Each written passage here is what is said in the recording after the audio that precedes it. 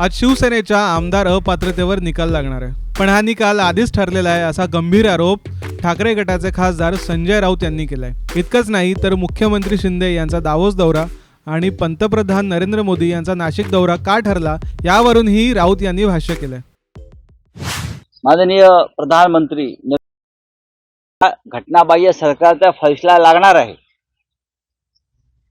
आजच्या 10 तारखेला घटनाबाह्य सरकारचा फैसला लागणार आहे। सरकार घटनाबाह्य आहे हे आम्हाला माहिती आहे। मग तुम्हाला एवढी खात्री आहे का हे घटनाबाह्य सरकार टिकणार आहे, टिकवलं जाणार आहे म्हणून तुम्ही येताय? तुम्हाला निकाल माहिती आहे का? याचा अर्थ प्रधानमंत्र्यांना निर्णय माहिती आहे। निर्णय दिल्लीतून झालाय, फक्त ट्रायब्युनल त्याच्यावर शिक्का मारणार। हे सुद्धा आम्ही रेकॉर्डवरती घेतो। आजच आम्ही वाचलं की मुख्यमंत्री डावोस दौऱ्यावर चालले। जर आज ट्रायब्युनल निर्णय देणार असेल आणि तो घटनेनुसार देणार असेल आणि घटनेनुसार आपण सरकार सह अपात्र ठरणार असाल तर आपण कोणत्या आत्मविश्वासाने ट्रायब्युनल डावोसला चाललेला शिष्टमंडळ घेऊन? आम्हाला खात्री आपण मुख्यमंत्री राहणार नाही घटनेनुसार, तरी आपण डावोसला जायचा निर्णय घेतलेला आहे। याचा अर्थ असा आहे की तुमचं मॅच फिक्सिंग झालेलं आहे। प्रधानमंत्री, मुख्यमंत्री, भारतीय जनता पक्ष आणि विधानसभेचे सो कॉल्ड ट्रायब्युनल यांचं मॅच फिक्सिंग झालं असून त्या पद्धतीने निर्णय दिला जाईल असं आधीच ठरल्यामुळे माननीय प्रधानमंत्री महाराष्ट्र दौऱ्यावर रोड शो करायला येत आहेत।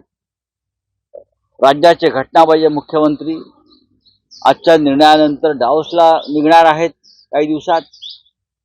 याच्यावरून स्पष्ट आहे की मॅच फिक्सिंग या संविधानासंदर्भात, घटनेसंदर्भात कोणत्या स्तरापर्यंत गेलेली आहे। त्याच्यामुळे आज काय होईल हा एक औपचारिकपणा आहे, फक्त निर्णय देण्याचा एक औपचारिकपणा असा आम्ही मानतो। त्यांना तो सर्वोच्च न्यायालयाच्या आदेशाने द्यावा लागेल इतकंच। पण सर्वोच्च न्यायालयाने स्पष्ट सांगितलेलं आहे, निर्देश दिलेले आहेत, शिंदे गटानं नेमलेला व्हीप हा बेकायदेशीर आहे।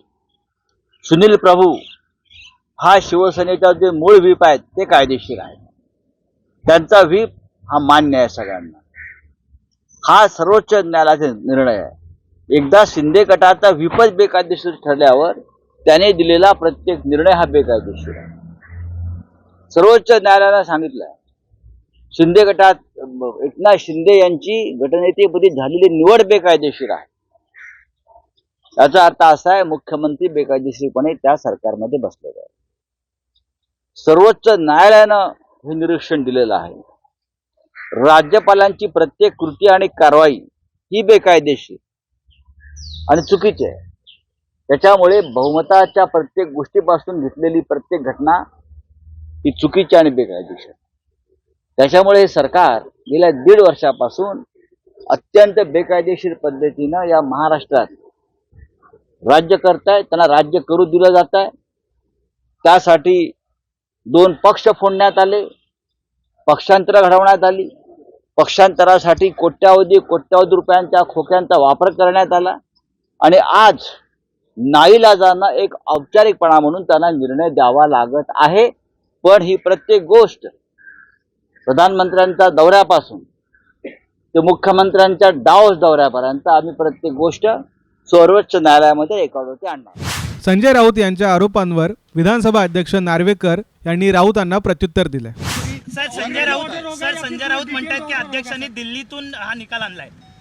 आता उद्या संजय राऊत बोलतील अमेरिकेतनं आणलंय, लंडनवरनं आणलंय, त्यांच्या बोलण्याला काय अर्थ असतं का?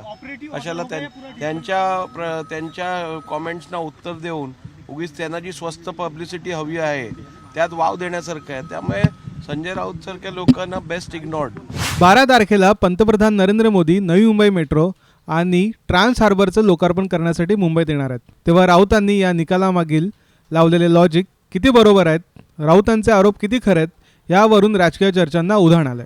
ब्युरो रिपोर्ट, साम टीव्ही न्यूज, मुंबई।